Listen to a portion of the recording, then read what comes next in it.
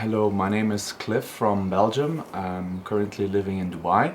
So for me, the step to come all the way here to Peru was, I thought about it, but I felt deep in my heart that this was the place that I needed to be.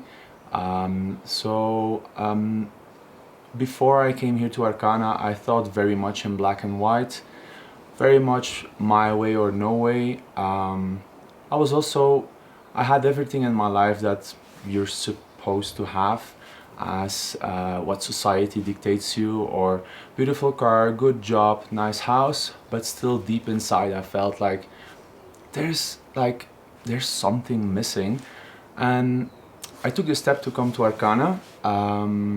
The moment when we walked, when they opened the gates here in the Sacred Valley, I almost had to cry, honestly. The facilitators are so beautiful. They are all so full of joy, welcoming in a beautiful line, clapping, making us feel welcome. And honestly, I was like, no, you cannot cry in the first 2 minutes when you arrive here at the center. Walking through the center, this is honestly like a Garden of Eden. I reconnected with nature, and the big difference for me now, after 1 week, is that when I thought constantly in black and white and very mostly like towards the negative things always, and looking on the negative sides, like the glass is half full or half empty, and mine was always half empty. While now I think in colors, everything is beautiful. I focus more. I don't let myself distract anymore for the negative influences that you get throughout throughout your life, let's say.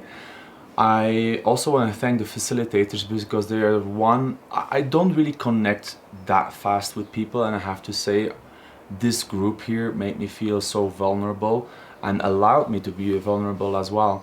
And all the facilitators are just like, I found like a sort of mom figure here, a dad figure, but also just like friends who give you a hug, give you a tap on the shoulder, and always smile. Like there is no bad intentions here. People who are still considering, is ayahuasca for me or not, that's something you have to decide for yourself. But deep down in your heart, if you feel like you need to change and you want to change something, take the step to do this, because honestly it is a scary experience. Ayahuasca is not for the faint-hearted, but ayahuasca opened something inside of me that it's very difficult to explain, but it has been one of the most profound experiences of my life. I also want to tell something about Sapo. I didn't even know it came from a toad.